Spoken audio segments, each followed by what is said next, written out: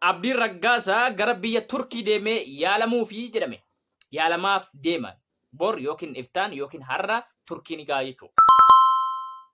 Eenyutu ispoonsara ta'ee eenyutu akka inni achi deemu gargaaree viidiyoo kan hanga dhumaatti yoo dhaggeeffatte adda sii ba'uu danda'a. Gama biraatiin Raajiin Masaratii fi Raayyaan Abbaa Maccaa waa'ee Abdii irratti gibbii uumaniiran. Abdiin akkamitti gara Turkii maaliif yookaan manni yaalaa maal jedhe waa'ee Abdii akka inni Turkii deemee yaalamuuf. Kabajamtootaaf jaalatamtoota keenya egaa miidhaan Abdii irra gahee miidhaa Abdii Raggaasaa mudatee kan manni haakimaa mirkaneesse jechuudha. Mana haakimaa inni itti yaalamaa ture tokkoffaa irratti gurri isaa bitaa irraa citeera. Iji isaa bitaa miidhameera. Mormii isaa sarjarii baqaqsanii yaaluu barbaada.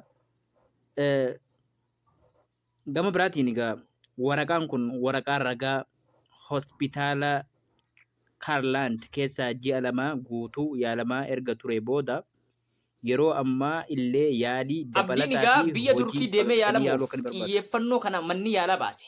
Suuraan isaas illee sababaa kana gabbaate. As keessatti egaa namoonni hedduun Abdiin miidhaan isarra dhaqqabe duraan miidhaa xiqqaa takka si'aa turan.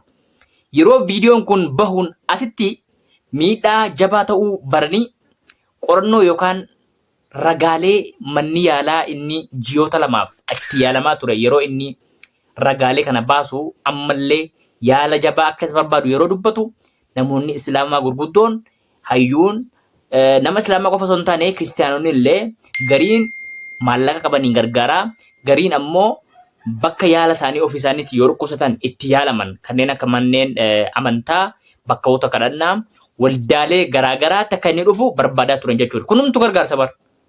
Fakkeenyaaf Raajiin Masarat namoonni hedduun dhufanii bakka sanatti fayyaa jiranii kottuu fayyoo jedhanii isaaf gargaarsa.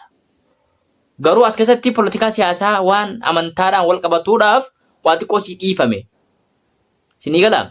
As keessatti wanni isin hubachuu qabdan namoonni hedduun duraan usaa turanii miidhaa hamaa wayiin seene. Zayitiinis xiqqoodhuma itti nammite waan inni haasa'uuf waan fayyaa qabu se'aniituma dhiisaa turan jechuudha.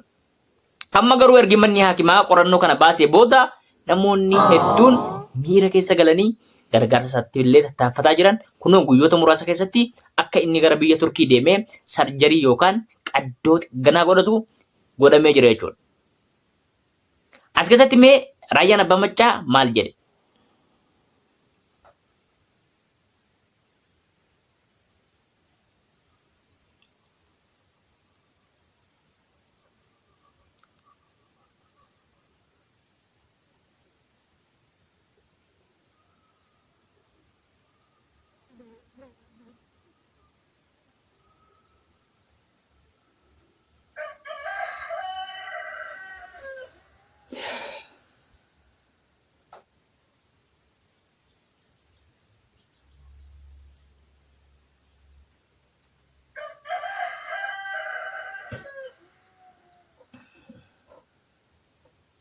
Raayyaan Abbaa Maccaa yaamicha waliigala tan uummattoota Islaamaatii fi tan Oromoo tan Itoophiyaa maraa akka Abdii Raggaasaa gargaaraniif yaamicha godhee jira.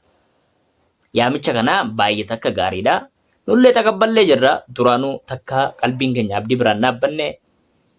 As keessatti wanti isin beekuu qabdan Abdii Raggaasaa ji'a lamaaf kan tajaajile obboleeyyansaa kiristaanaati.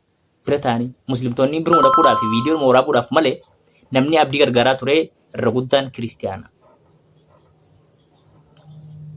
Kiristiyaana immoo ishiin gochuun gaarii miti. Obboleeyyani waan ta'eef haati isaa kiristaanaa abbaan isaa kiristaanaa machee haati isaa gubachuu isaa kanatti hin gammaddu. Kanaafuu jennaan kiristaanonni hundi gubachuu Abdiitti gammadoodha jechuun hin danda'amu. Tokko tokko haa jiraatu malee. Gama biraatiin yaamicha waldaa araaraarraa Abdii Raggaasaatiif dhiyaate kan kottuu fayyi jedhu obboleessi isaa Addisuu Raggaasaa mee akkamitti ilaala?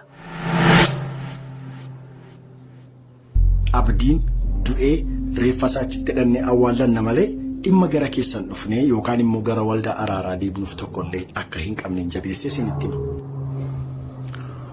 Namni viidiyoo kana ilaalaa jirtu maqaa Rabbiitiin si qabeen jira. yoo rabbi keenya sodaatta taate daqiiqaan lama qofaanaaf laadhuuti viidiyoo ani hojjedhu kana dhaggeeffadhu waan hojjettu lafa naaf kaa'i. Nagaa koon irraanfanne assalaamu alaikum warahmatullahi wabarakatuh.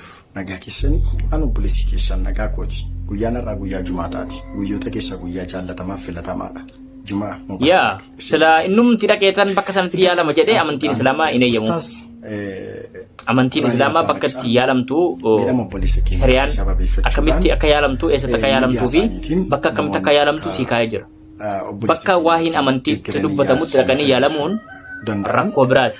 Kanaafuu jennaan isin eeyyamtee dhiiftee amantiin hin eeyyamu waan ta'eef bakka waldaatii fi bakka waaqeffannaa kamuu dhaqanii na yaala barbaaduun hin danda'amu. Doktora mana hakimaatii fi adeemsa amantichaa mana dawaa abashaa garaagaraa yoo ta'e malee. Amantichumtiyyuu hin eeyyamuuf. Ayyee laasgoo. Inni tokkoffaan nuti erga Kirlaand Hoospitaaliidhaa baanee fayyaan abdii guyyaadhaa gara guyyaatti namoonni gaafa nu gaafatan gaariidha, nagaadha, fayyeera, homaan jedhu jechaa har'a geenyerra.